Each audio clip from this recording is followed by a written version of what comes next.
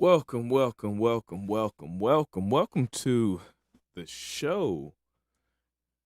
Everybody that is joining me this evening. Today is going to be a great show. I'm going to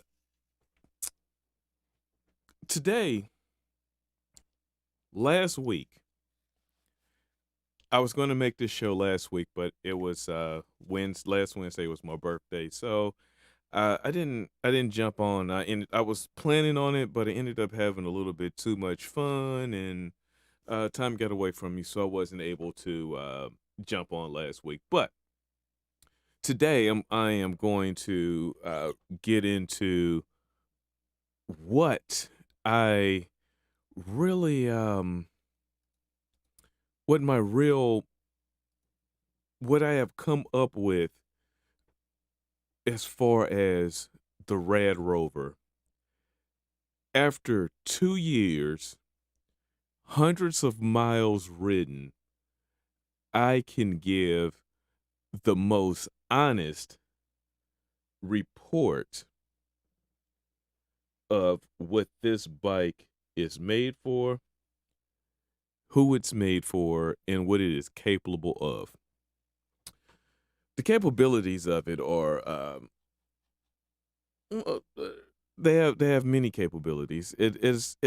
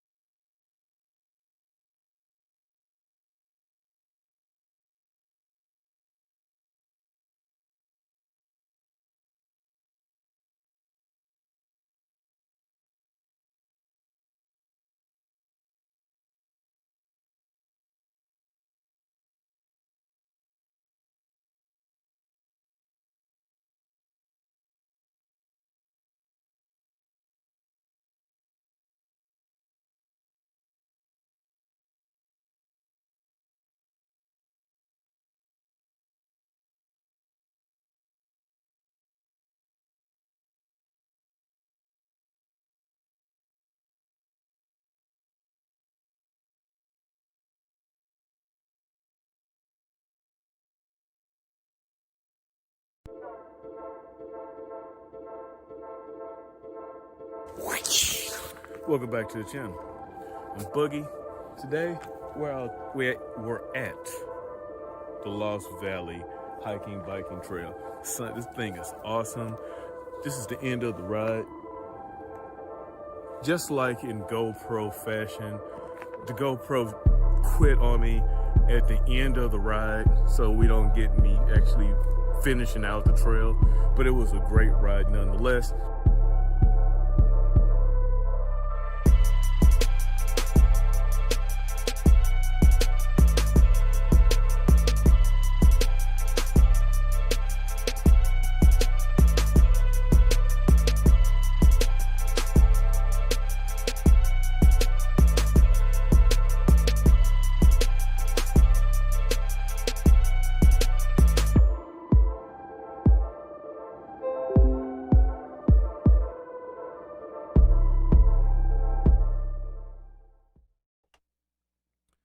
So that was the Lost Valley Trail it's in Defiance, Missouri. And this is a great park. It's very beautiful. This is a moderate This is a moderate mountain bike trail. You could also hike on it, so it's not just a mountain bike trail, but it's a moderate trail that you can put your bike on. It's it's a good trail. You have to be a decent rider to be on that trail. But let's talk about all of the cons that I have about a factory stock Rad if you want to do more off-roading. And now these are my views and what I feel about this bike at this time after 2 years of riding it. So this isn't me just pulling this out of my butt after riding it for 5 minutes. So the first thing that, even though the first thing is the handlebars, basically the whole front end, but the handlebars,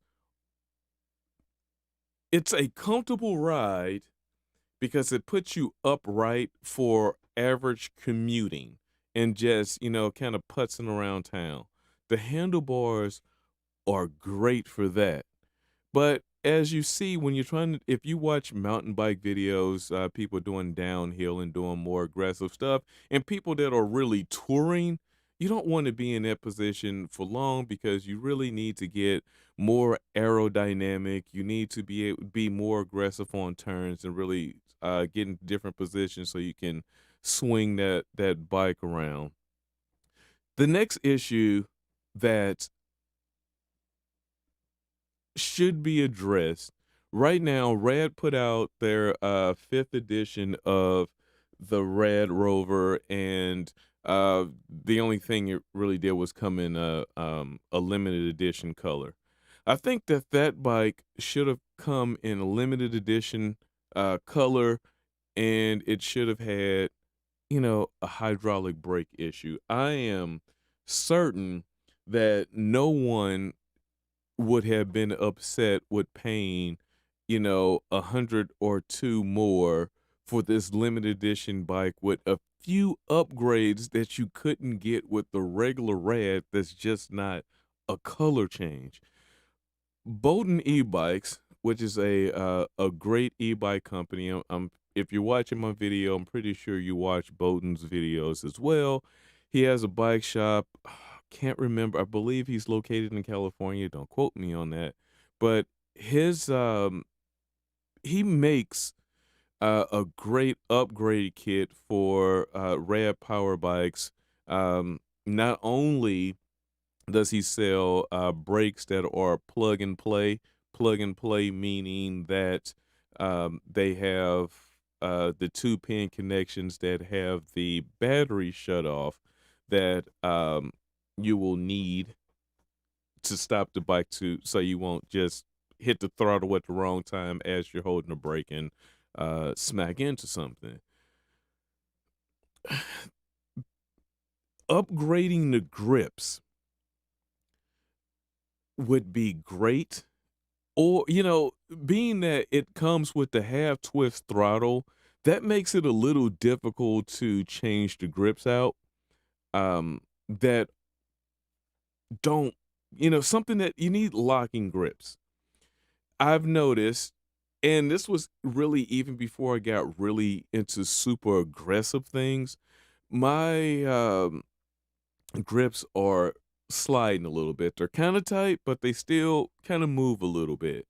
If they were some locking grips, they would be so much better. Rad, since if you're listening, you have a twist throttle. Developing a locking grip for that twist throttle side would benefit many of us that may be looking for that option. Um,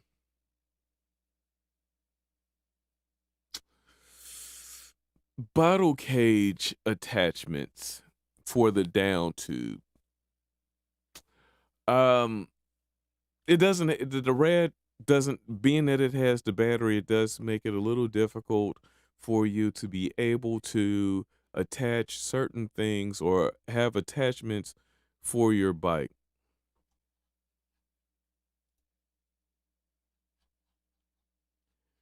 I'm missing a screen here.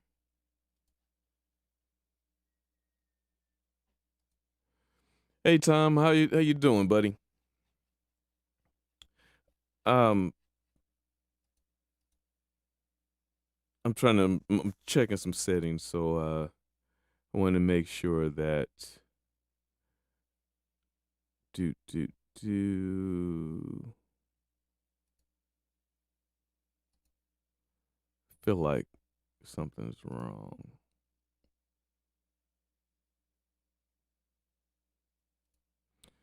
Okay. Um. mm. Hey guys, if you guys can hear me okay, can you let me know in the comments?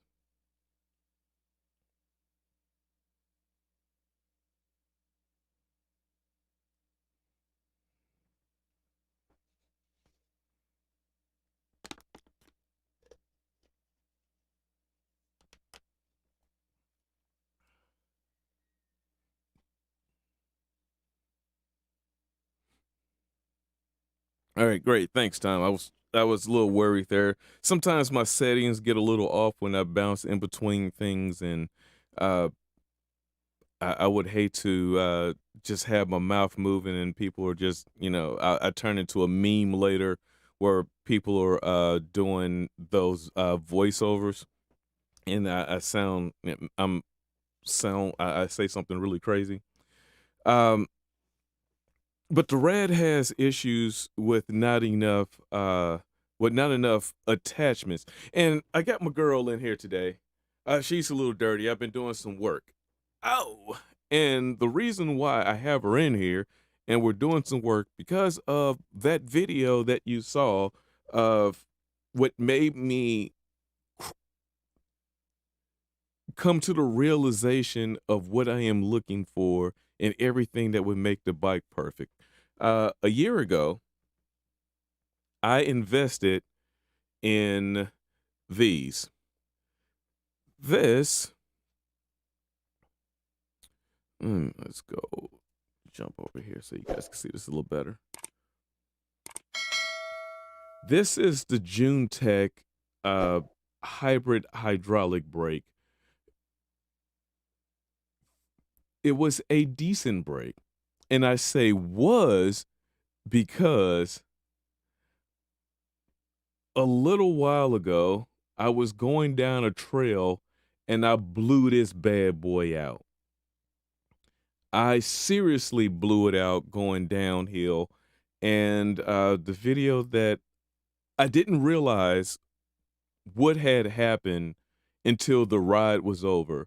I just thought that the inclines, uh, I'm sorry, when I was going down the trail, I thought that I was just having I thought I was just having a bad day and I just couldn't stick some of these, I just couldn't stick it.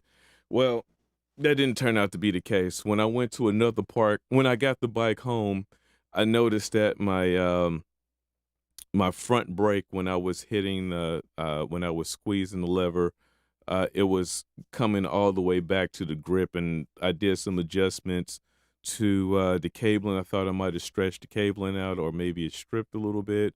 It turned out that that wasn't the case at all. It actually blew out the hydraulics.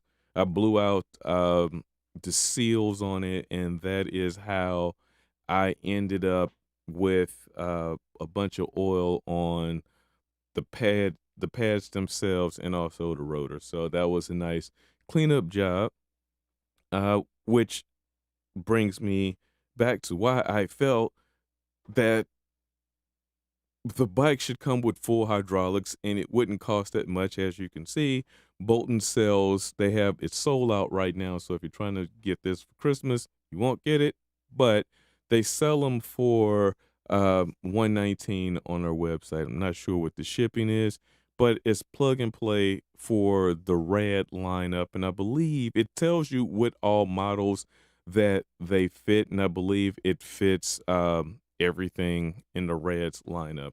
I believe, don't quote me on that. So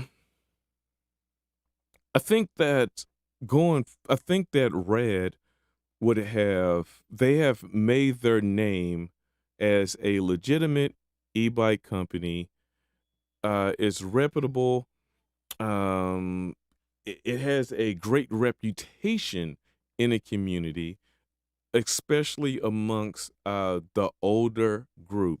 Younger people, I've all the parks that I've been to, all of the younger people are they're also doing downhill, and there is a bike specifically made for that. And Trek makes two different models that is designed for downhill riding. But I think that Rad could jump into that space easily if they develop a mid-drive bike. I think that that would help out a lot, and that may be just my personal preference on that. The next thing is something that I really, really want, and I think that I'm gonna do this no matter what. I am going to go tubeless in my next setup. Um, and I'm gonna go tubeless. I wanna drop some weight, I wanna run lower pressures, and I wanna be able to um not feel so springy on the it's kind of hard to explain. One A fat tire bike with the inner tube feels it gets a little sketch on the trails. That's what I could say with absolute certainty. It's a little sketch on the trails when you're bouncing a lot. And my last thing on this list is the biggest thing that needs to change if you want to do anything with this bike super serious. And that, ladies and gentlemen, is they need to change that front suspension. That is Man, that front suspension is garbage. It is absolute garbage. If you are doing anything other than riding on paved surface, that front suspension is garbage. It offers no adjustability. The only thing you can do is lock it out. It has a little fake little adjustment on there where you can pretend to adjust the not the sag, but you can adjust um the recovery on it. Man, it's just that thing just bounces. It's like a pogo stick. I was hitting rocks and this thing I had, man. Sorry, I went on a Went on a little tangent there. Um, it was it was rough. It was rough. It was rough.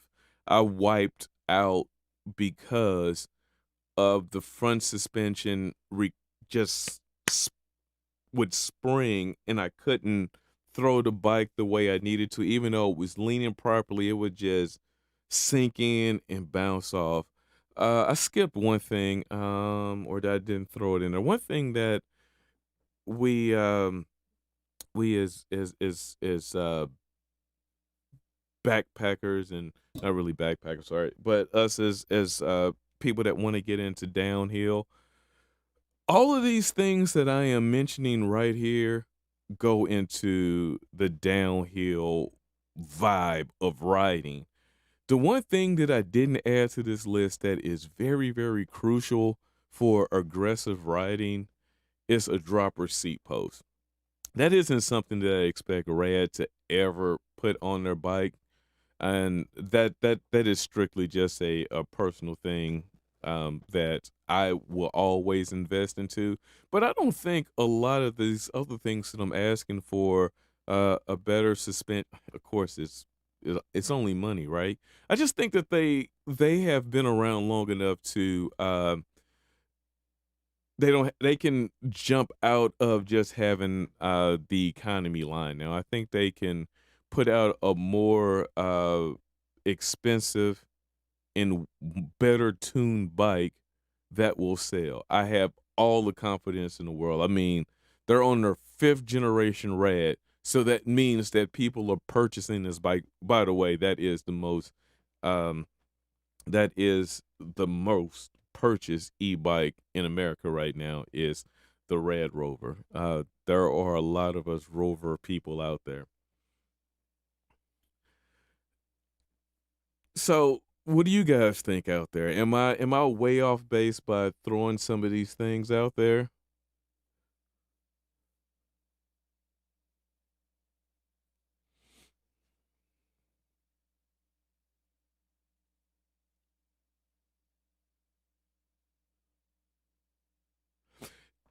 Yes, Tom, I do. I think that the model of Rad, when it started, that it is a entry level e-bike. It is very much so an entry level. It is a great entry level bike for the price. It is something that you can learn on and learn what you want.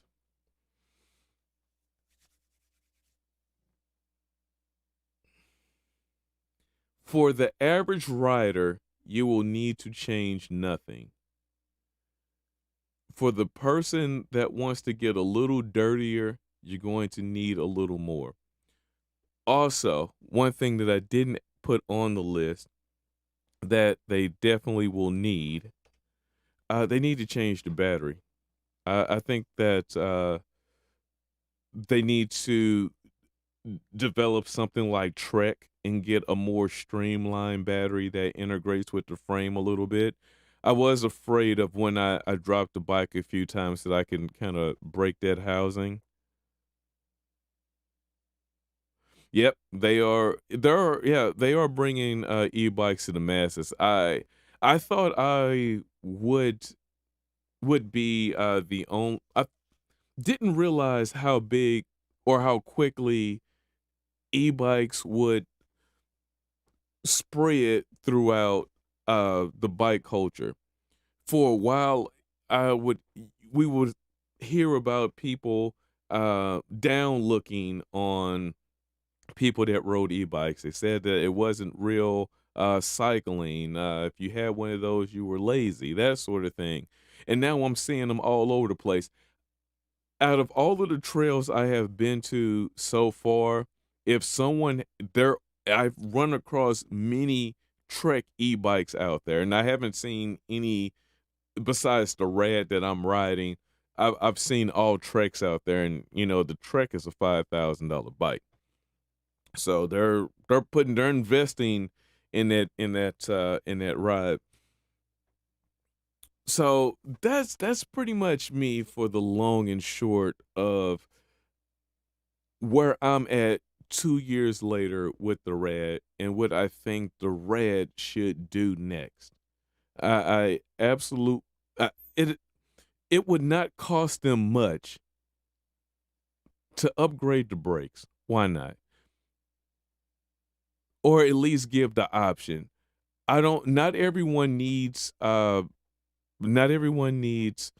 to have hydraulic brakes. Hydraulic brakes comes with its own set of issues with adjustments and maintenance. And cable actuated brakes, yeah, it's easier. Definitely easier. Definitely easier to work. Yeah, 5,000 is a it's a huge pill to swallow, but um the Trek is it's a full suspension bike. It has some great components on it. It's mid drive. It has all of the features that I spoke about, and they also have a carbon fiber frame as well. And I think that one is hitting at 10,000. So it's like a Ford Focus.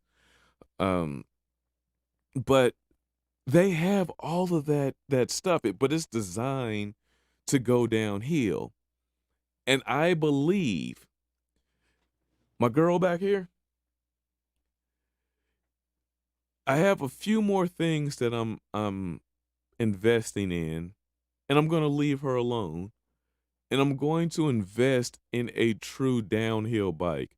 The one thing that these strange times have allowed me to do was to actually get out and enjoy um the trails a little bit. And I did that by looking at this website.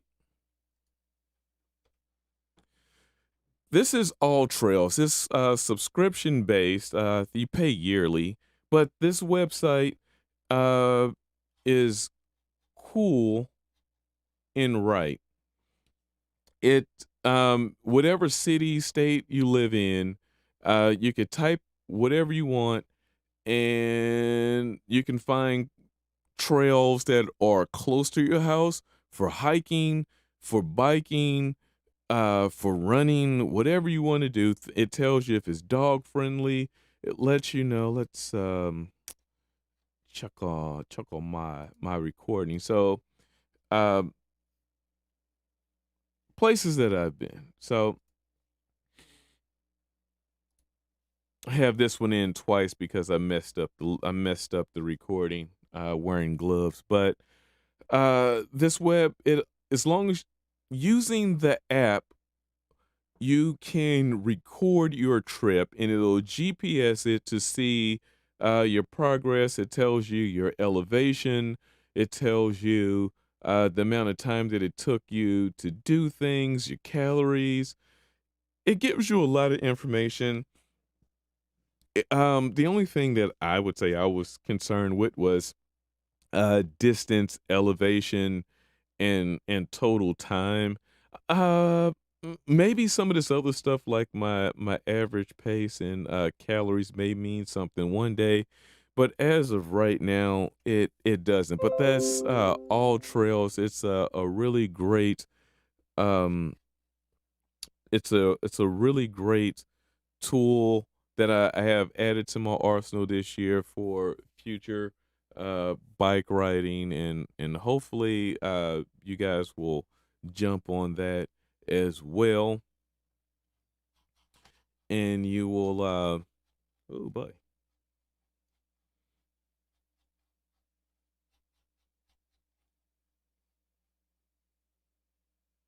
Where am I? Bang. So great trail. It's a great tool and hopefully one day when the world opens back up, I'm going to do one trail a week.